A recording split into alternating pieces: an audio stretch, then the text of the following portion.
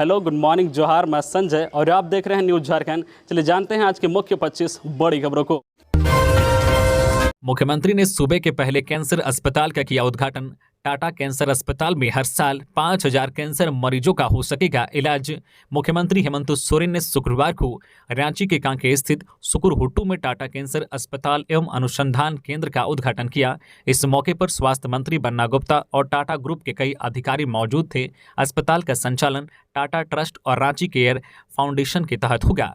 हर साल यहां 5,000 कैंसर मरीजों का इलाज हो सकेगा। इस मौके पर सीएम हेमंत सोरेन ने कहा है कि रांची में टाटा के द्वारा कैंसर अस्पताल का उद्घाटन किया गया है। स्वास्थ्य के क्षेत्र में काम किया जा रहा है। यहां कैंसर संबंधित स्वास्थ्य सुविधा अच्छी नहीं रहने की वजह से मरीजों को इलाज के लिए राज्य से बाहर जाना पड़ता था। राज्य सरकार कैंसर अस्पताल बनाने और चलाने का प्रयास कर रही थी। आज वो दिन सामने आया जब अस्पताल बनकर जनता को समर्पित किया गया है। यहाँ रिसर्च भी होगा। आपको बता दें कि Tata cancer hospital and research centre का शिलान्यास रतन टाटा और तत्कालीन मुख्यमंत्री रघुवर दास ने 10 नवंबर 2018 में किया था। इसके लिए झारखंड सरकार ने टाटा को ऋण पास की जमीन उपलब्ध कराई थी। ओपीडी की सुविधा पिछले साल शुरू हो चुकी है। करीब 23 एकड़ में 400 करोड़ रुपए से अस्पताल का निर्माण हुआ है। अस्पताल में 14 ऑपरेशन थिएटर और 28 बेड आईसीयू हैं। अस्पताल में राज्य के करीब 5,000 कैंसर के मरीजों और उनके परिजनों को लाभ मिलेगा। सीबीएसई 10वीं और 12वीं का रिजल्ट जारी। झारखंड में 10वीं में 94.45% और 12वीं में 89.72% रहा रिजल्ट। लड़कियां अव्वल। सीबीएसई के 10वीं और 12वीं बोर्ड का परिणाम शुक्रवार को जारी कर दिया गया। इसमें सीबीएसई 12वीं का रिजल्ट 89.72% रहा। इस बार भी छात्राओं का ही दबदबा रहा। 92.94% छात्राएं सफल रही, जबकि छात्रों का पास प्रतिशत 87.45% रहा। सीबीएसई 10वीं में झारखंड का रिजल्ट 94.45% रहा। 95.30% छात्राएं सफल रही, जबकि 93.90% छात्र सफल रहे। गौरतलब है कि केंद्रीय माध्यमिक शिक्षा बोर्ड द्वारा 12वीं बोर्ड का परीक्षा का आयोजन 15 फरवरी से 5 अप्रैल के बीच आयोजित की गई थी। इधर मुख्यमंत्री हेमंत सोरेन ने सीबीएसई 10वीं और 12वीं बोर्ड परीक्षा में सफल विद्यार्थियों को बधाई और शुभकामनाएं दी है। उन्होंने ट्वीट कर लिखा है कि सीबीएसई बोर्ड 10वीं और 12वीं परीक्षा में उत्तीर्ण होने वाले सभी छात्र छात्राओं को हार्दिक बधाई, शुभकामनाएं और जोहार। इस अवसर पर अभिभावकों को, शिक्षकों और स्कूल प्रबंधन को भी हार्दिक बधाई देता हूं। आप सभी छात्र छात्राएं खूब आगे बढ़े, यही कामना करता हूं। रांची में सरेआम बीच रोड में छात्रा को अपराधियों ने मारी 3 गोली, हुई मौत।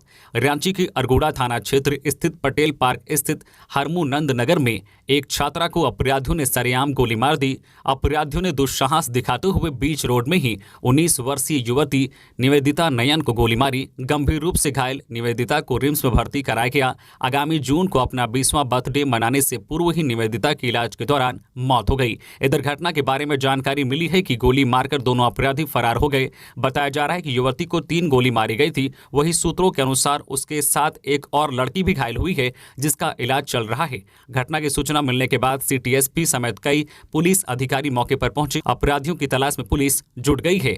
जिस छात्रा की गोली मारकर हत्या की गई है वो बिहार के नवादा जिले की रहने वाली थी। बताया जा रहा है कि पटेल चौक स्थित एक हॉस्टल में रहकर वह पढ़ाई कर रही थी। शुक्रवार की शाम वह अपने हॉस्टल की तरफ लौट रही थी कि बाइक पर सवार अपराधियों ने उसे गोली मार दी। इसकी सूचना स्थानीय लोगों ने अरगोड़ा थाने को दी, जिसके बाद पुलिस घटनास्थल पर पहुंची। इधर घटना को लेकर आशंका जाहिर की जा रही है कि प्रेम प्रसंग को लेकर हुए विवाद में गोली मारी गई है। झारखंड में प्रचंड गर्मी ने दिखाए तेवर, 45 डिग्री तक जा सकता है तापमान, आईएमडी का अलर्ट।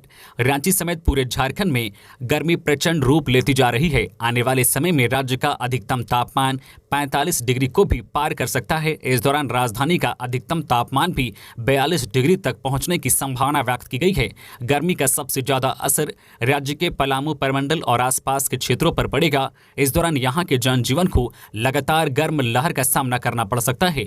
मौसम विभाग के अनुसार बंगाल की खाड़ी में बना मोचा तूफान अगले 48 घंटे के दौरान म्यांमार और बांग्लादेश के तट से टकराएगा। झारखंड में इसका प्रभाव नहीं पड़ेगा। इस दौरान आंशिक बादल छा सकते हैं। इसके बावजूद मौसम शुष्क और गर्म रहेगा। 16 से 18 मार्च के बीच हल्के बादल और कहीं कहीं छिटपुट या हल्की बारिश होने की भी संभावना व्यक्त की गई है, लेकिन इससे गर्मी से राहत नहीं मिलेगी और उमस की गर्मी सताएगी।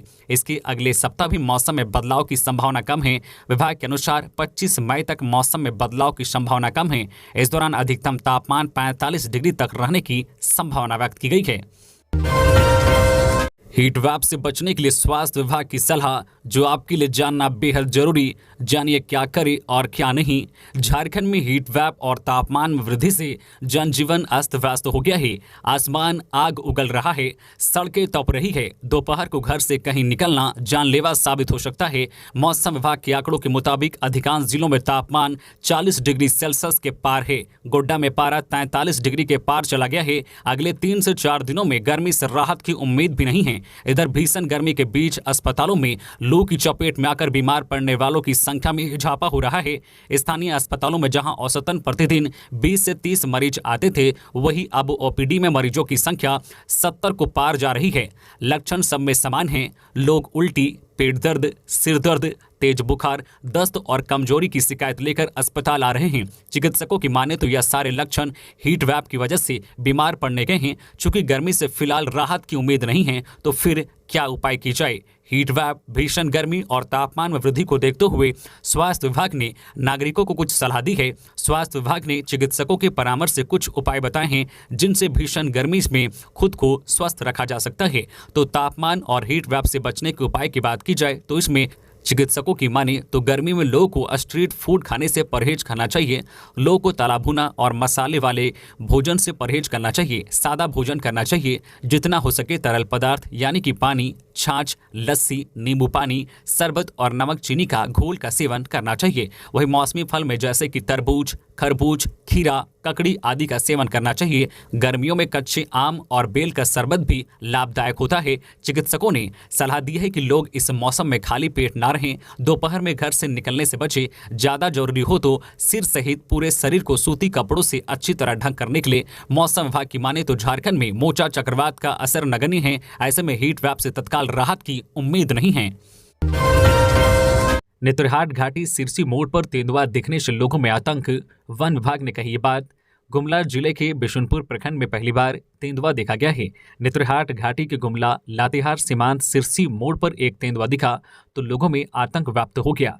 प्रत्यक्षदर्शियों ने बताया है कि तेंदुआ घाटी में बनाए गए गार्ड वॉल पर बैठा दिखा था। गाड़ी की लाइट देखकर यह तेंदुआ जंगल की ओर भाग गया। नेतरहाट निवासी पवन बड़ाइक ने बताया कि मैं नेतरहाट से अपने मित्र जॉनसन टोप्पो के साथ अपनी कार से महुआ डांड जा रहा था। इसी दौरान घाटी के सिरसी मोड़ के पास सड़क किनारे बने गार्ड वॉल पर एक तेंदुआ बैठा हुआ दिखा। उस वक्त शाम के 6:55 हो रहे थे। यह एक विशाल तेंदुआ था। पवन ने बताया कि इन लोगों ने मोबाइल फोन से तेंदुआ की तस्वीर भी ले ली। पवन ने बताया कि वह और उसके दोस्त दोनों काफी डर गए थे, फिर भी उन्होंने तेंदुआ की तस्वीर अपने मोबाइल फोन के कैमरे में कैद कर ली। लेकिन कुछ ही देर में तेंदुआ वहां से जंगल की ओर भाग गया। इधर वन विभाग के अधिकारी ने कहा है कि तेंदुआ घने जंगलों में रहता है। बीच बीच में विचरण करते हुए सड़क किनारे आ जाता है। कभी यह दिखाई पड़ता है तो कभी लोग की नजर उस पर नहीं पड़ती। उन्होंने कहा है कि तेंदुआ और भालू अधिक खतरनाक नहीं है। सबसे खतरनाक शेर होता है, जो बेतला टाइगर रिजर्व पीटीआर जंगलों के आसपास घूमता है। इससे लोग को बहुत घबराने की जरूरत नहीं है, लेकिन थोड़ी सावधानी बरतने की जरूरत है। छवि रंजन की रिमांड अवधि 4 दिन बढ़ी। ईडी के सवालों का करना होगा सामना। 16 मई को फिर होगी अदालत में पेशी। निलंबित आईएएस अधिकारी छवि रंजन की रिमांड खत्म होने के बाद शुक्रवार को उन्हें पीएमएलए कोर्ट में पेश किया गया। कोर्ट ने उन्हें 4 दिनों की रिमांड पर भेज दिया। झारखंड के निलंबित आईएएस अधिकारी छवि रंजन के लिए ईडी ने कोर्ट से 6 दिनों की रिमांड मांगी थी, लेकिन कोर्ट ने 4 दिनों की रिमांड मंजूर की। इस फैसले के बाद अब इन्हें 16 मई तक ईडी के सवालों का सामना करना होगा। छवि रंजन की हिरासत अवधि शुक्रवार को खत्म हो रही थी। ऐसे में तय था कि उन्हें कोर्ट में पेश किया जाएगा। पहले ही आशंका जाहिर की जा रही थी कि इन्हें 6 दिनों की रिमांड पर भेजा जा सकता है। ईडी ने कोर्ट में 6 दिनों की रिमांड मांगी थी, लेकिन कोर्ट ने सिर्फ 4 दिनों की रिमांड मंजूर दी। 16 मई को छवि रंजन को फिर से कोर्ट में पेश किया जाएगा। आदिवासी संगठनों ने खतियानी जमीन पर निर्मित बाउंड्री को तोड़ा। उग्र भीड़ को देख लौटी पुलिस। आदिवासी संगठनों और आदिवासी संघर्ष मोर्चा के कार्यकर्ताओं ने शुक्रवार को रांची के पिस्का मोड़ के टंगरा टोली में हिंदुआ तिर्की पुतुल तिर्की की खतियानी जमीन पर दलालों द्वारा अवैध रूप से निर्माण कराए गए 4 दीवारी को तोड़ दिया। सैकड़ों की संख्या में आदिवासी संगठन के लोग सरना झंडा और हाथ में हथौड़ा, सब्बल, ढेलफोरा लेकर निर्माण स्थल पर पहुंचे। आदिवासी जमीन की लूट के खिलाफ नारे लगाते हुए 1 घंटे में ही 2 एकड़ जमीन पर बनी बाउंड्री को तोड़ दिया। सुखदेव नगर पुलिस के आने पर भीड़ और उग्र हो गई। पुलिस स्थिति को भांपते हुए घटनास्थल से वापस लौट गई। जमीन मालिक पुतुल राहुल तिर्की ने कहा है कि धारा 144 के लागू होने के बावजूद दलालों ने जमीन पर काम करा है। पुलिस जमीन मालिकों के बजाय जमीन हड़पने वालों के पक्ष में ही खड़ी रहती है। दीवार तोड़ने के बाद घटनास्थल पर ही सभा की गई, जिसे आदिवासी नेता राजेश लिंडा ने संबोधित किया। राजेश ने कहा है कि सीएनटी एक्ट के बावजूद आदिवासी जमीन की लूट जारी है। अब पूरे रांची में जमीन लूट के खिलाफ आंदोलन तेज होगा। झारखंड में मॉब लिंचिंग की एक और घटना। गांव वालों ने चोरी के आरोप में इतना पीटा कि चली गई जान। हत्या के आरोप में 8 ग्रामीण गिरफ्तार। झारखंड में मॉब लिंचिंग की एक और घटना घटी है। घटना राजधानी रांची के ओरमांझी थाना क्षेत्र की है। होरेदाग गांव में गांव के लोगों ने चोरी के आरोप में एक युवक की पीट कर हत्या कर दी। मृतक की पहचान गांव के मिथुन सिंह खरवार के रूप में हुई है। घटना बुधवार की बताई जा रही है। बताया जा रहा है कि मिथुन खरवार रात में गांव के नंदलाल मुंडा के घर चोरी करने गया था। घर वालों को इसका पता चल गया, हल्ला मचा, मिथुन डर गया और भागने लगा। इधर आवाज सुनकर गांव के कुछ और लोग जमा हो गए और लोगों ने दौड़ाकर मिथुन को पकड़ा। घटना बुधवार की देर रात 3 बजे की बताई जा रही है। भीड़ ने उसकी जमकर पिटाई की, फिर ग्रामीणों ने उसे रस्सी से बांध दिया। भीड़ ने इतना मारा कि उसकी हालत खराब हो गई। सुबह 10:30 बजे जब पुलिस पहुंची तो उसकी हालत गंभीर थी। उसे उपचार के लिए सीएचसी और मांझी ले जाया गया, जहां उसकी मौत हो गई। पुलिस ने मिथुन के शव को पोस्टमार्टम के लिए रिम्स भेज दिया। मौत कैसे हुई इसका पता अब तक नहीं चला है। शरीर के किस हिस्से में ज्यादा चोट आई, मौत होने की असली वजह क्या थी, इसका पता पोस्टमार्टम की रिपोर्ट आने के बाद ही पता चलेगा। दूसरी तरफ पुलिस ने इस मामले में कार्रवाई तेज कर दी है और हत्या के आरोप में पुलिस ने गांव के 8 लोगों को गिरफ्तार कर लिया है। ग्रामीण कुछ भी बोलने से बच रहे हैं। पूर्व मुखिया जो है रमेश चंद्र उरांव ने बताया है कि मिथुन पहले भी इस तरह की घटना को अंजाम दे चुका है। नया हाईकोर्ट भवन का 24 को होगा उद्घाटन। झारखंड उच्च न्यायालय के नए भवन का 24 मई को उद्घाटन होगा। समारोह की तैयारियों को लेकर मुख्यमंत्री हेमंत सोरेन और chief justice Jharkhand high court Sanjay Kumar Mishra के बीच वर्चुअल बैठक संपन्न हुई। न्यायालय भवन के उद्घाटन से संबंधित तैयारियों की रूपरेखा को लेकर विभिन्न बिंदुओं पर विचार विमर्श हुआ और अधिकारियों को कई महत्वपूर्ण दिशा निर्देश भी दिए गए। इस वर्चुअल बैठक में राज्य के मुख्य सचिव सुखदेव सिंह, डीजीपी अजय कुमार सिंह, मुख्यमंत्री के प्रधान सचिव वंदना दादिल, प्रधान सचिव वित्त विभाग अजय कुमार सिंह, मुख्यमंत्री के सचिव विनय कुमार चौबे, सचिव भवन निर्माण विभाग सुनील कुमार एवं डीआईजी रांची अनूप बिरथरे उपस्थित थे। सड़क किनारे झोपड़ी दुकानों में लगी आग। फायर ब्रिगेड की टीम ने आग पर पाया काबू। बड़ी खबर जमशेदपुर से, जहां आदित्यपुर के आरआईटी मार्ग संख्या 4 बावरी बस्ती के सामने सड़क किनारे झोपड़ी नुमा दुकानों में शुक्रवार शाम अचानक आग लग गई। आग की घटना में कई दुकान जलकर राख हो गई। बताया जा रहा है कि शुक्रवार शाम करीब 4:30 बजे सड़क किनारे राहगीरों ने झोपड़ी नुमा दुकानों से आग की लपटा उठता देख भीषण गर्मी के चलते झोपड़ी के दुकानों में आग ने विकराल रूप धारण कर लिया, जिसके बाद वहां अफरा तफरी का माहौल हो गया। स्थानीय लोगों ने आग बुझाने का प्रयास किया, लेकिन विकराल आग बढ़ता देख स्थानीय लोगों ने आरआईटी पुलिस के सहयोग से झारखंड अग्निशमन दल को सूचित किया। मौके पर पहुंची अग्निशमन दल ने आग पर काबू पा लिया। स्थानीय लोगों के सूझबूझ से यहां बड़ा हादसा टल गया, जबकि इस आग लगी की घटना से दुकानदारों को काफी नुकसान हुआ है। पहली बार सदर अस्पताल रांची में दूरबीन विधि से इस गंभीर समस्या का हुआ operation.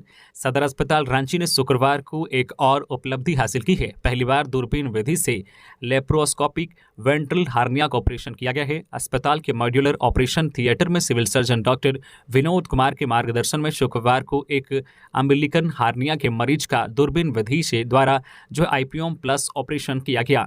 Laparoscopic surgeon doctor Ajit Kumar ने बताया है कि यह एक एडवांस लेप्रोस्कोपिक सर्जरी मानी जाती है। इस सर्जरी में छोटे छोटे 3 पोर्ट की मदद से दूरबीन विधि के द्वारा पेट के अंदर से छेद को पहले बंद किया जाता है। इसके बाद पेट के अंदर से ही उस बंद छेद के ऊपर जो है कंपोजिट मेस लगाया जाता है। इस तरह से पेट के छेद को 2 स्तर पर बंद किया जाता है, जिससे कि मजबूती काफी बढ़ जाती है और दोबारा हार्निया होने का खतरा ओपन विधि की तुलना में काफी कम होता है। इस ऑपरेशन के बाद मरीज बहुत जल्दी वापस अपने नियमित काम पर लौट सकता है और मरीज की छुट्टी भी जल्दी हो जाती है।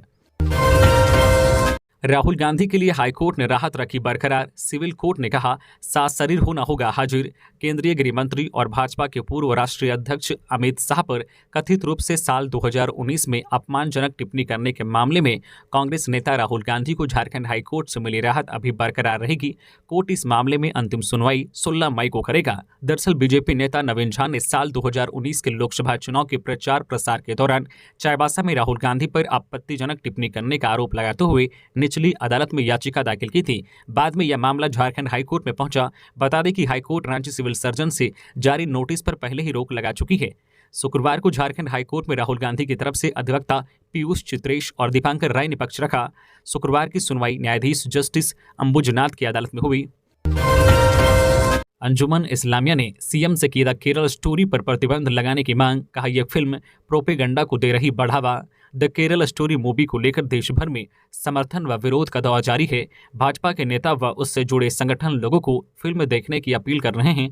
दूसरी ओर विभिन्न पार्टियों के नेता इस पर प्रतिबंध लगाने की मांग कर रहे हैं। इसी कड़ी में रांची अंजुमन इस्लामिया ने भी इस फिल्म को प्रतिबंधित करने की मांग की है। अंजुमन के लीगल सेल के कन्वीनर शाहिद अख्तर उर्फ जो टकनू व अंजुमन के महासचिव डॉक्टर तारिक हुसैन ने इस संबंध में सीएम हेमंत सोरेन को पत्र लिखकर फिल्म द केरल स्टोरी को झारखंड में प्रतिबंधित करने का अनुरोध किया है। पत्र में कहा गया है कि यह फिल्म भाजपा के प्रोपेगेंडा को बढ़ावा देती है, साथ ही साथ सामाजिक ताने बाने को भी तहस नहस कर रही है। पत्र में कहा गया है कि फिल्म जो है झूठ से भरा हुआ है, मुस्लिम समुदाय को खराब तरीके से चित्रित किया गया है। विशेष रूप से यह फिल्म मुस्लिम युवाओं को बदनाम करती है। इस फिल्म में बताया गया है कि मुस्लिम युवक एक प्लान के तहत लड़कियों को प्यार के जाल में फंसाते हैं, उनका धर्म परिवर्तन करवाते हैं और उन्हें आतंकी संगठनों से जोड़ते हैं। दरअसल फिल्म के जरिए भाजपा का सेंट एजेंडा लव जिहाद, धर्म परिवर्तन और मुस्लिम आतंकवाद का खुलकर जो प्रदर्शित किया गया है। यह फिल्म लोगों के दिलों में मुसलमानों के खिलाफ नफरत पैदा करती है, जिसका असर मुसलमानों के जीवन और आजीविका पर पड़ सकता है। लोग फिल्म की जो है भ्रामक घटनाओं को ही सच मान रहे हैं और मुसलमानों के प्रति नफरत बढ़ा रहे हैं। कहीं ना कहीं यह फिल्म राज्य और देश में शांति को भंग करती नजर आ रही है। रबी हत्याकांड का खुलासा। पुलिस ने युवती और उसके प्रेमी सहित 4 आरोपियों को किया गिरफ्तार। बड़ी खबर सिमडेगा से, जहां कोलेबिरा थाना क्षेत्र के बंदरचुआ में केरसई निवासी रवि कुमार हत्याकांड का पुलिस ने उद्भेदन कर दिया है। मामले में पुलिस ने युवती और उसके प्रेमी सहित 4 आरोपियों को गिरफ्तार कर लिया है। घटना में प्रयुक्त सामान भी जब्त किया गया है।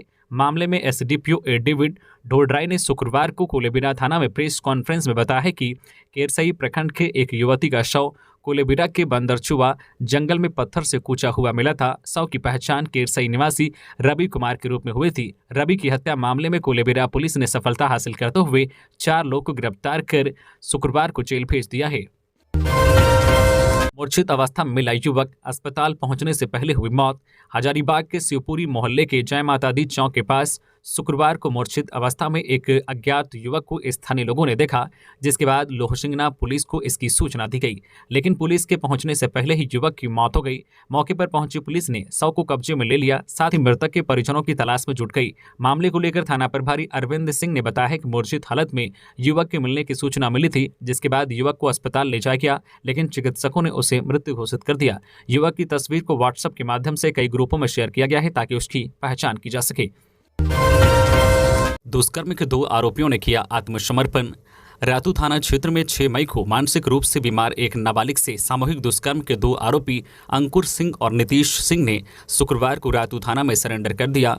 रातू पुलिस ने दोनों आरोपियों को पूछताछ के बाद जेल भेज दिया। ज्ञातों की दुष्कर्म के दूसरे दिन पीड़िता की निशानदेही पर एक आरोपी आशुतोष सिंह उर्फ अमित को रातू पुलिस ने गिरफ्तार कर जेल भेज दिया था। घटना के बाद से 4 आरोपी फरार चल रहे थे। 2 आरोपी अभी भी फरार हैं। देवघर के डीसी ने निगरानी कोर्ट में दी गवाही। कार्यपालक अभियंता पर है 20% घूस लेने का आरोप। ग्रामीण विकास विभाग के कार्यपालक अभियंता शैलेंद्र मंडल पर लगे भ्रष्टाचार के मामले को लेकर शुक्रवार को निगरानी के विशेष न्यायालय में सुनवाई की गई। वर्ष 2014 में खूंटी जिला में शैलेंद्र मंडल कार्यपालक अभियंता के रूप में कार्यरत थे और उन पर यह आरोप लगाया गया कि आंगनबाड़ी केंद्र बनाने के लिए ठेकेदारों से 20% घूस की मांग की गई थी। इसी मामले को लेकर शुक्रवार को निगरानी के विशेष न्यायाधीश प्रकाश झा की कोर्ट में सुनवाई की गई, जिसमें देवघर के वर्तमान उपायुक्त मंजूनाथ भजंत्री की गवाही दर्ज की गई। मंजूनाथ भजंत्री वर्ष 2014 में खूंटी के तत्कालीन डीडीसी के पद पर पदस्थापित थे।